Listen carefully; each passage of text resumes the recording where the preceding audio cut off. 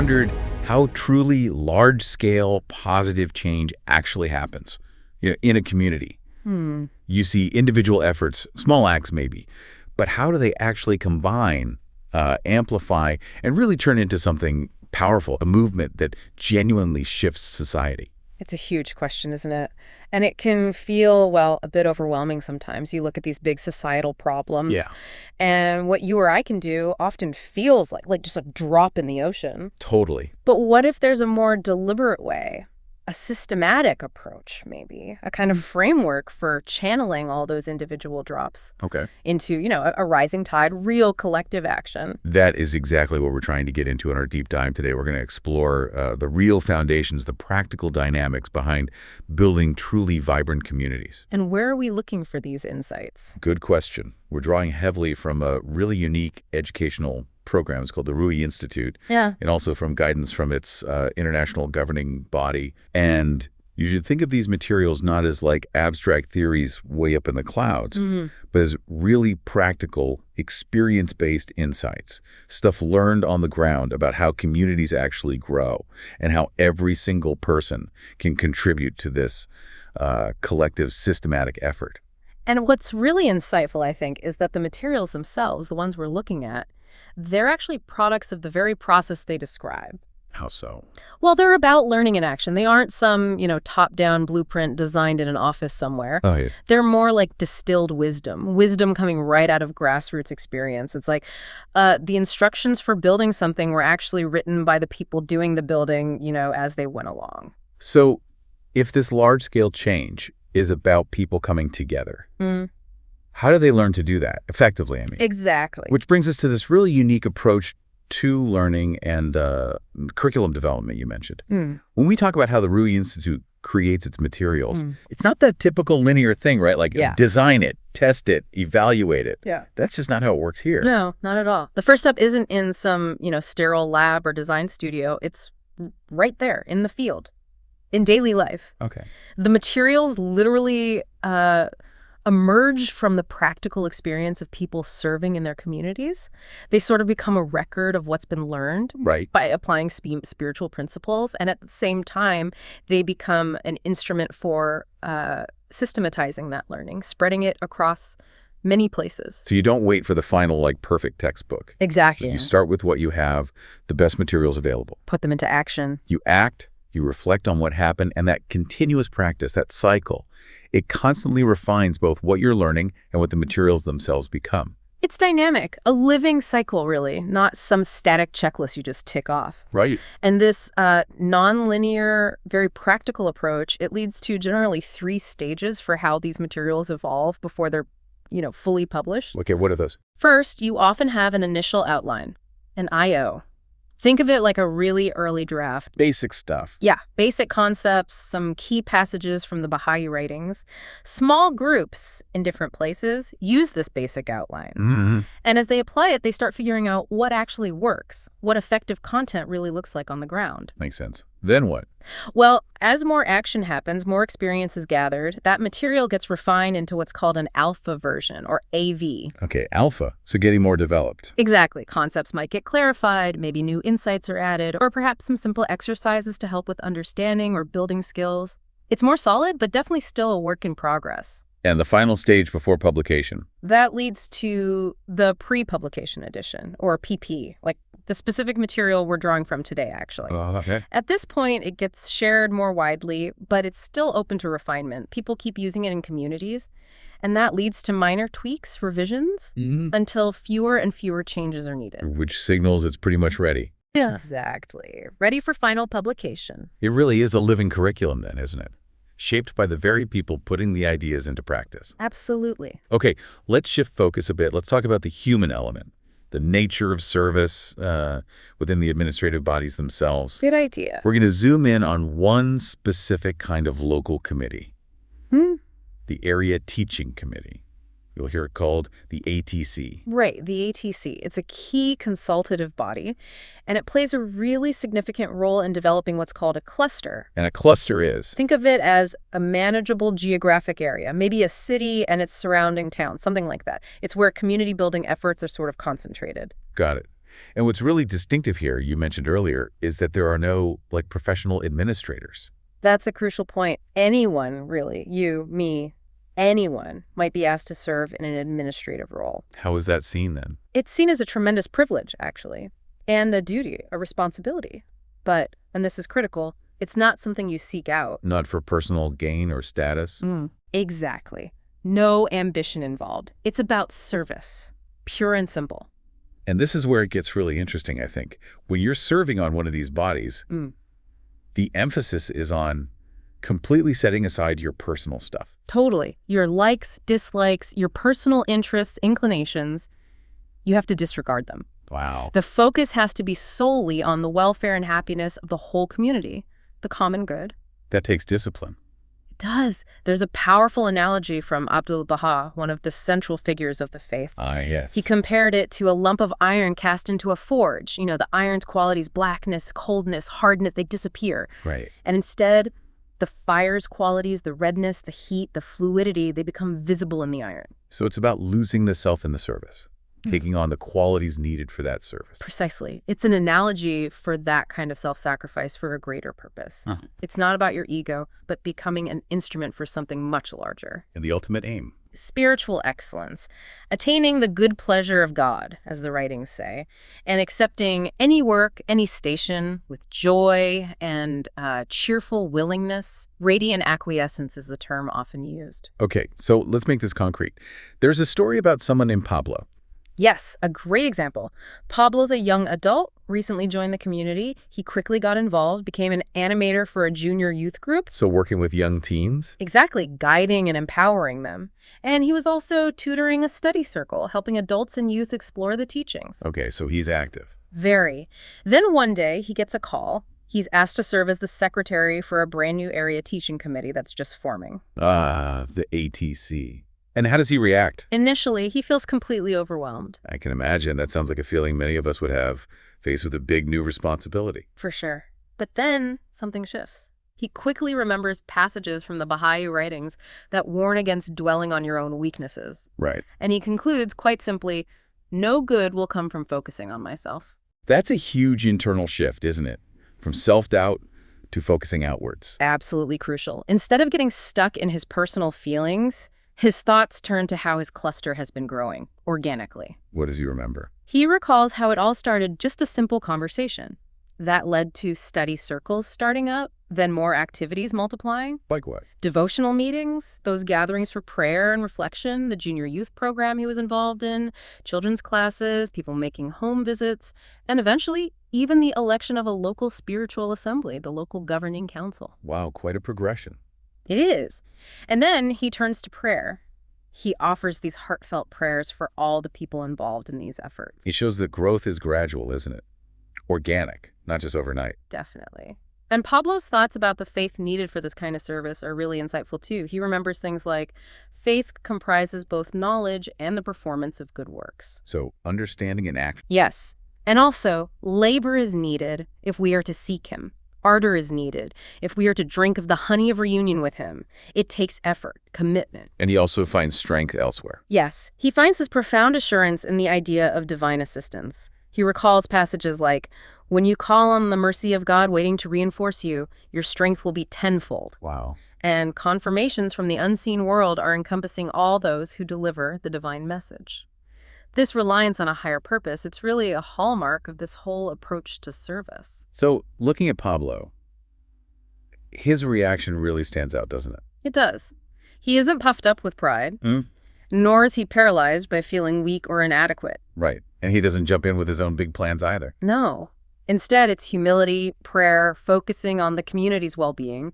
He understands that the real strength comes from beyond himself, from serving that collective vision. That humble, service-oriented attitude seems foundational, then, for the actual work of the Area Teaching Committee. Absolutely foundational. Their main focus, the ATC's principal work, is really about mobilizing individuals. Mobilizing? Yeah. Meaning getting people involved. Yes, often working in teams to spread this whole pattern of community activity throughout their geographic cluster. So ATCs aren't just managers in the usual sense, not bureaucrats. Not at all. They see everyone, literally everyone, as a potential collaborator in this shared work. Okay. And their role is to nurture that spirit of common purpose. It's about empowering people to act, not just telling them what to do. So what do they focus on initially, especially a new ATC like Pablo's? Their initial focus is usually on 3 core activities. First, convening devotional gatherings, places for worship. Okay. Second, carrying out visits to homes to build relationships, share teachings, offer support. Personal connection. Exactly. And third, teaching the faith directly, sharing the spiritual ideas and beliefs with others who are interested. And this is 3 things together. These efforts, along with the educational process, the Ruhi courses we mentioned, they're understood to create this special dynamic of growth. That word again, dynamic. It's not just doing separate tasks, is it? No, it's about how they interact, how they reinforce each other. So gathering together, building personal connections through visits, and actively sharing ideas. Yeah. That's a powerful combination. It is. It represents a kind of balanced approach. You've got spiritual nourishment, deep interpersonal connection, and that outward-looking engagement. It seems essential for any movement that wants real, authentic growth. And speaking of dynamics, the sources talk about 2 ways, 2 lenses for looking at this cluster growth. Yes, 2 equally valid perspectives. And understanding both is apparently indispensable for good coordination. Okay, what's the first lens? From one perspective, you see the educational process unfolding. It has 3 distinct stages. Right, you mentioned these. Yeah, spiritual education for children, then the spiritual empowerment program for junior youth, that's roughly ages 11 to 14, and then the main sequence of courses for youth and adults. Each stage has its own materials, its own methods. Okay, that's one lens. The educational stages, what's the other? The other perspective is looking at it through 3-month cycles of activity. This creates a sort of rhythm, a pulse in the community. A 3-month rhythm, how does that work? Well, you typically have a burst of intense action, that's the expansion phase. Then a period of consolidation, which is about strengthening the gains you made. Okay. And finally, a phase for reflection and planning, looking back, learning, and deciding what's next. And it's really important to see these 2 perspectives, the educational stages and the cycles, as working together. Absolutely vital. They're complementary, not competing. Understanding both helps you analyze things accurately, assess strategically, use resources wisely. And avoid fragmentation. Exactly. Avoid efforts becoming siloed. For instance, you might strengthen relationships with the parents of junior youth, which often happens through home visits. That's part of the cycle of activity. Okay. And encouraging people to study Book 1, which is often about learning to host devotional gatherings. Well, that directly leads to establishing those gatherings. It all connects. It's all interconnected, like different parts of a living organism. And that's why close collaboration with the Training Institute coordinators, the people facilitating the Ruhi courses, is so essential every step of the way. Okay, let's dive a bit deeper into those cycle phases then. Starting with the expansion phase, you said it's usually about 2 weeks. Typically, yeah, about 2 weeks of focused, intense action. And the objectives. What are they trying to achieve? Well, it varies depending on the cluster-specific situation, its conditions.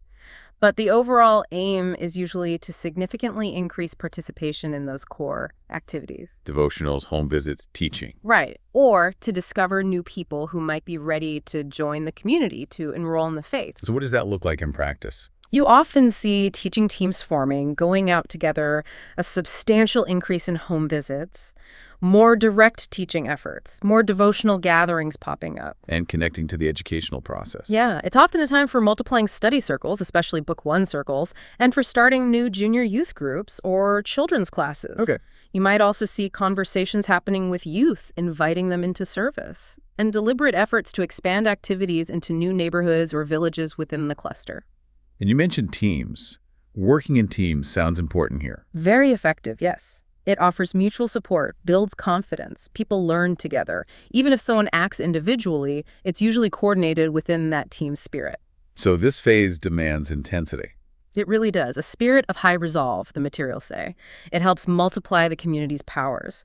Think of it as a focused burst of energy, really trying to widen that circle of participation. Okay, so after that intense burst, you move into the consolidation phase.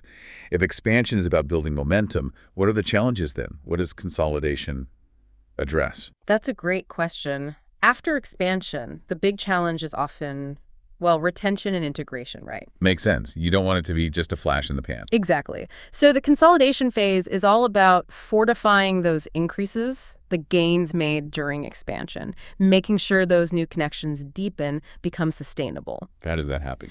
Mainly through continued participation in things like devotional gatherings and also the 19-day feast. That's the regular Baha'i community gathering. Right, for worship, fellowship, and consultation. And also through ongoing home visits, especially to newer members. So it sounds like a lot of the same activities as expansion, but maybe with a slightly different focus. Absolutely. There's a huge amount of continuity across the whole cycle. You're still strengthening the existing core activities, study circles, junior youth groups, children's classes. Right. There might be gatherings specifically for the tutors, animators, and teachers to get together and reflect on their experiences, learn from each other. And the intensity, does that drop off completely? Not necessarily. The idea of intensity applies to both phases, really. It's not like a switch, on or off. The overall intensity, measured by the number of people actively engaged, should actually steadily increase over successive cycles. I see. So both expansion and consolidation get more intense over time. That's the idea. That's how expansion and consolidation can really go hand in hand, supporting each other. Okay, and then the final phase of the cycle, reflection and planning. This sounds crucial for actually making progress long term. Oh, absolutely crucial. This is where the learning happens, really, where the lessons learned in action get articulated, discussed, and then incorporated into the plans for the next cycle. And the main event here is the reflection meeting. Yes, the reflection meeting is a key feature. It's described as being both a joyous celebration, looking at what's been achieved, Right. and also a time of serious consultation, analyzing the experience carefully, involving everyone in the discussion. So it maintains unity and sharpens thinking. Exactly. It helps maintain unity of vision, sharpens collective thought, and hopefully heightens enthusiasm for whatever comes next. It's where the community learns together very deliberately. Okay, this cycle makes a lot of sense. Now, let's maybe circle back and zero in on those 3 core community building activities you mentioned earlier, starting with devotional gatherings. Right, devotionals. It's important to see these not just as, another activity to multiply. Okay. They're described as fundamental aspects of Baha'i community life intended for all, for everyone. So universally important. Yes. They're meant to be occasions where any soul can, as the writings say, inhale heavenly fragrances, experience the sweetness of prayer, meditate upon the creative word, and commune with the one beloved. Beautiful language, so it's deeply spiritual. Deeply spiritual, yes. But they also foster genuine fellowship, connection, and they're said to open the city of the human heart. And they also connect to something larger, the Mashriq al-Adkar. Exactly. They evoke the spirit of the Mashriq al-Adkar, which is the Baha'i house of worship. And the design principle of the house of worship is precisely this beautiful intertwining of worship and service. Ah, okay. So how does the ATC, the Area Teaching Committee, think about these gatherings? They tend to focus on 3 interrelated questions. 1, how do we increase the number of gatherings and participation in them? Makes sense. 2, how do we enhance their spiritual potency, make them truly uplifting? Right. And 3, how do we help promote a whole culture that's permeated by both worship and service? That connection again, worship and service. Yes. The power of prayer is really emphasized, seeing it as a direct spiritual conversation, as spiritual food, as a fire, a light, all motivated by love and a pure heart. And the service part, how does that link? This is crucial. There's a quote from Shoghi Effendi, the guardian of the Baha'i Faith, saying that Baha'i worship can never hope to achieve unless and until translated and transfused into that dynamic and disinterested service to the cause of humanity. Wow. So worship isn't passive. It has to lead to action, to service. That's the core idea, and this connection is what inspires participants. They draw spiritual strength from the devotional gathering, and that energizes them for service. And the ATC's role is to reinforce that understanding. Exactly, to make sure that idea, that dynamic relationship between worship and service gets discussed, understood, and echoes in more and more conversations. So you might see someone leave a devotional feeling energized. Ready to go tutor their study circle or visit someone? Precisely, making that spiritual connection concrete through practical action. Okay, building on that spiritual connection, let's talk about the next core activity. Mm. Home visits and meaningful conversations.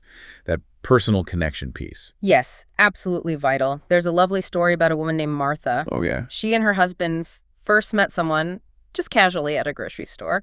That led to getting coffee, which then led to a home visit where the faith was shared with them. And eventually they both became Baha'is. It really highlights how these visits deepen bonds of friendship. They're seen as a vital part of the community's culture. And they happen systematically, not just randomly. Yes, quite systematically, and for different reasons. Sometimes it's for direct teaching, sharing the message. Other times it's about deepening newer believers, maybe exploring themes from Book 2 of the Ruhi sequence, which focuses specifically on conversation. Okay. Or supporting the junior youth program by visiting the parents, building that homeschool link, or strengthening children's classes, again, by connecting with the families. It really emphasizes relationships, which feels quite different from a lot of modern life sometimes. It does, and there's an observation from Maricela, who serves as an auxiliary board member that's a kind of advisor role. Yes. She notes the rise of estrangement, isolation in modern society, and how things like gadgets and social media, while useful, just cannot substitute for real and deep conversation among friends. That really resonates. We're so connected digitally, but often feel quite disconnected personally. Exactly. And this observation connects to a broader critique found in the materials about materialism, and maybe an overfocus on individual preferences, which can contribute to that isolation. So how do these conversations counter that? What makes them meaningful? Well, the Ruhi courses, especially Book 2, really try to help people cultivate the habit of meaningful conversation. A habit. Interesting. Yeah. And the idea is that these conversations should try to elevate consciousness awareness of spiritual forces. They should help resolve apparent conflicts or dichotomies, strengthen unity, build confidence that we can build a better world. And lead to action. And manifest a commitment to action, yes. How do you ensure conversations have that kind of depth? The sources stress that achieving those desired results really depends on a deep reliance on the Word of God, citing passages from the Bahá'í writings, allowing your thoughts and the conversation to be shaped by those spiritual teachings, bringing that spiritual dimension into everyday interactions. Okay, devotionals, home visits. The third core activity was teaching the cause. How is that understood? It sounds like it might be broader than just, trying to convert people. Oh, much broader. It's seen in very broad terms. It could be a natural discussion of Bahá'í ideals in everyday life, sharing your beliefs when appropriate, exploring spiritual matters with friends or colleagues.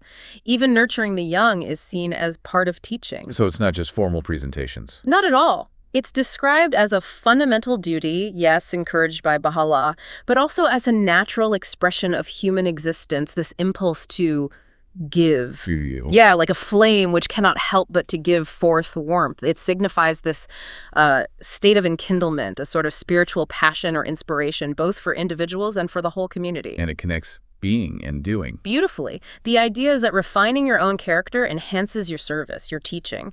And the desire to serve and teach, in turn, helps refine your character. It's a cycle. So even the smallest flames give warmth. Exactly. That perspective prevents the community from becoming stagnant or just inward-looking. It keeps the focus outward. And it's seen as a sacred act. Very much so. A bounty from God. It's understood as the process through which the human heart can connect with Baha'u'llah's revelation and be transformed. It's explicitly not about selling a product or just pushing ideas onto people. What qualities are needed, then, for this kind of teaching? Things like purity of heart, sincerity, selfless detachment, not being attached to results, humility, and courage. And what should be avoided? Avoid self-aggrandizement, acting superior or paternalistic, belittling other people's beliefs, or getting into arguments. Is it about respecting the listener? Absolutely. Yeah. And welcoming a whole range of responses, fostering genuine dialogue, not a monologue. And this humility, it applies to the whole community, too. Yes, that's a key point. Humility is seen as a collective attribute. The community doesn't pretend to be know-it-alls. It avoids triumphalism or boastfulness, celebrating progress without hype. Which encourages learning from experience, right? Yeah. Not just sticking to a rigid formula. Exactly. There's this interesting insight about the urge to sometimes convert an effective approach into a rigid formula. Like maybe someone gives a great presentation based on Book 6, which is about systematic teaching, and the temptation is to try and replicate their exact presentation word for word everywhere. I could see that happening. But that urge is overcome by digging deeper, by understanding the underlying logic and dynamics through continued reflection and learning. There's a story about Aber. Tell me. He initially just focused on proclaiming facts. But through experience and reflection, he learned how to better organize ideas, how to truly connect with people, how to weave different strands of thought together into compelling, relevant conversations. He learned the art behind the structure. That's a great illustration of learning in action. It is, and it's also about avoiding false dichotomies. Like what? Like, thinking teaching has to be either a personal, individual thing or a big collective campaign, or that results must be either slow and deep or fast and wide. When really, both can be valuable. Exactly. Diverse approaches are seen as complementary, all contributions are valued, and new avenues for teaching are constantly emerging. Such as? Like engaging youth. Often they're attracted to Baha'u'llah's vision for a better world, and you invite them directly into service, into action, like through the junior youth programs or youth conferences. So it's attraction and invitation to participate. Yes. And ultimately, all these teaching efforts, they're not seen as isolated acts. They are part of a coherent pattern of action within a neighborhood or village. Integrated with the other activities. Integrated with the devotional meetings, the children's classes, the junior youth groups, the study circles. And it's this integrated pattern that allows the community to embrace large numbers of people in a natural, sustainable way. This all leads to a bigger point, doesn't it? About mobilizing energy and fostering a whole culture of growth. It really does. Society today, let's face it, can often breed passivity. People waiting to be entertained, maybe. Yeah, consumer culture. Right. The Baha'i community, in contrast, is trying to actively cultivate a different kind of culture, one that promotes a certain way of thinking, studying, and acting, where everyone feels they're treading a common path of service, supporting each other. And this mobilization, getting people involved, how does that happen without being pushy or manipulative? That's key. It comes from what the materials call a healthy ongoing process of consultation. Consultation, not direction. Yes. And it's intimately tied to action. It unfolds naturally in lots of different settings, maybe between a coordinator and a tutor, or within a teaching team. Okay. And it means carefully avoiding manipulation, any kind of pressure tactics, threats, false promises, or appealing to superficial emotions like greed or pride. None of that. So what is the motivator then? The most powerful motivator, it's explained, is understanding. Understanding rooted in love for Baha'u'llah.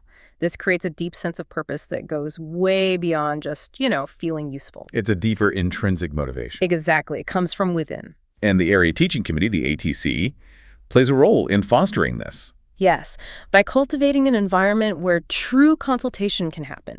They help bring clarity to discussions, draw attention to relevant guidance, pose good, pressing questions, and share lessons learned from across the cluster. But they do it with humility. Crucially, yes, with humility, avoiding any air of just being the authority figures telling everyone else what to do. And this path of service, it sounds very inclusive. It's described beautifully. It invites participation. It accommodates different paces and strides. It can be experienced not only by one or two, but by scores upon scores. It belongs to the community. That's quite a vision. Open to everyone. Very much so. And practically, the ATCs also have responsibilities like ensuring the efficient flow of things like literature, guidance from institutions, information, even funds where needed. And they act as the memory of the cluster. Yes, keepers of the cluster's memory. Drawing on everyone's talents, even people whose circumstances might change, ensuring that action and learning continue smoothly over time. And this whole approach, it's designed to keep the community looking outwards. Yes, to help it avoid becoming just a small, self-contained group. The aim is to continually expand its embrace, to include the masses of humanity, to avert complacency and keep growing. Okay, so how is all this growth actually administered? And how does the information needed to support it flow? It sounds like it can't be about rigid top-down control. No, definitely not. Baha'i administrative bodies are expected to operate with an ethos of loving service. Loving service. Yeah. Avoiding competition between different bodies, possessing humility, having a breadth of vision, appreciating how everything is interconnected, and preventing that fragmentation we talked about. And the administration is responsive. What does that mean? It means it's responsive to the eagerness of people to serve. It's about providing support for participation in those core activities rather than just setting goals from on high and expecting people to implement them. So it's enabling, not dictating. Exactly. And more people, not just those on committees, are encouraged to engage in thinking about the bigger picture, the challenges of the overall plan for growth. Consultation needs to happen throughout the community. Empowering everyone. Right. And the sources even give examples of conduct that elicits participation versus conduct that inhibits it. Oh, that's useful. Like what?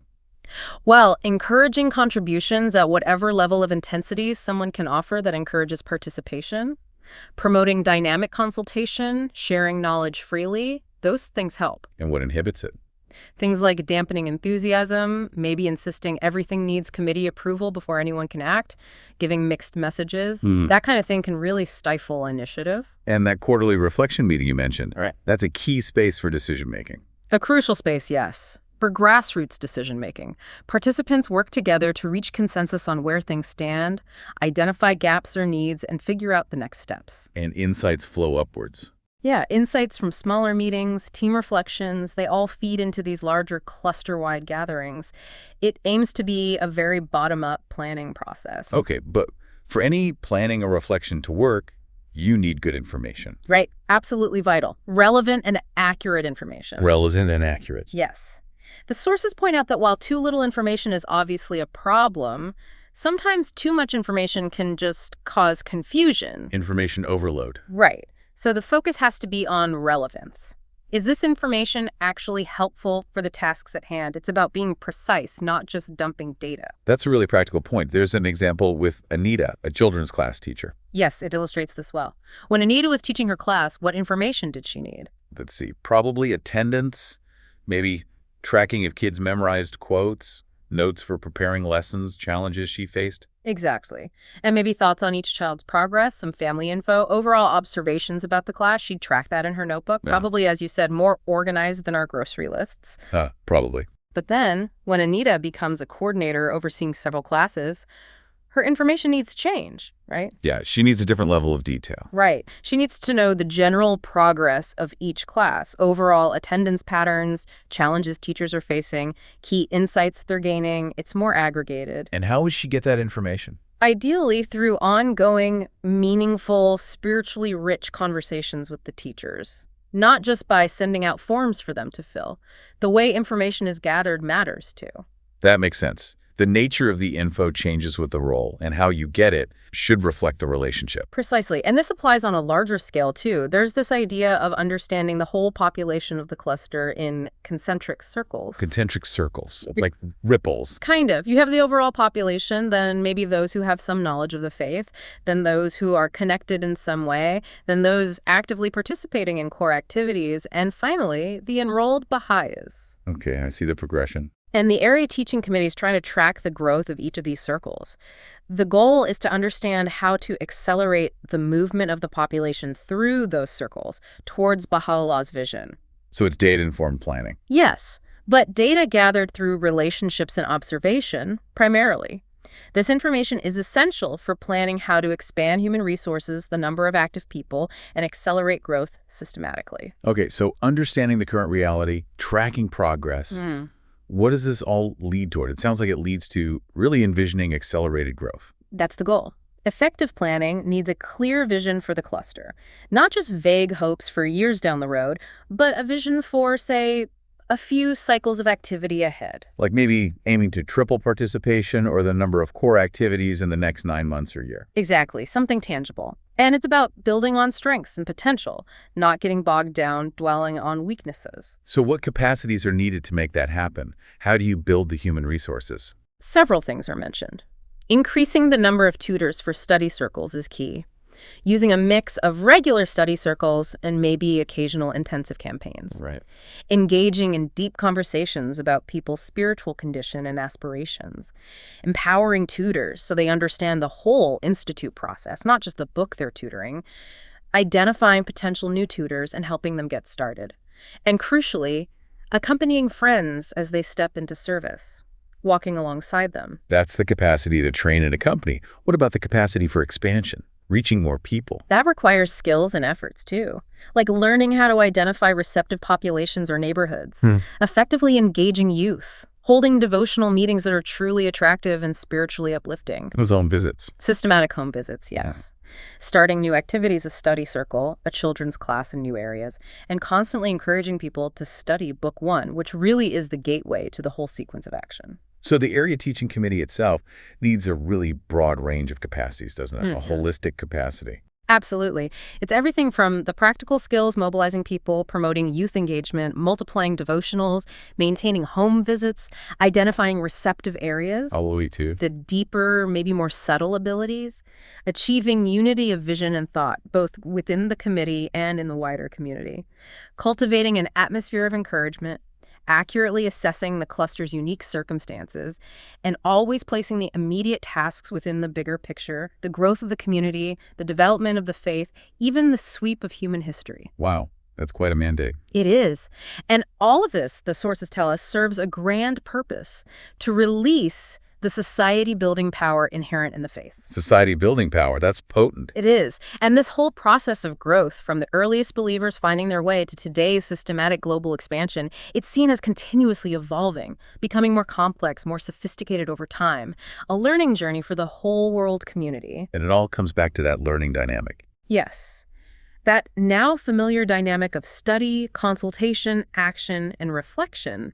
It cultivates what's called an instinctive posture of learning. An instinctive posture of learning. I like that. And that posture, that culture, is what unlocks the unimaginable potential of a culture of growth. A community that is living, evolving, learning, and always expanding its embrace.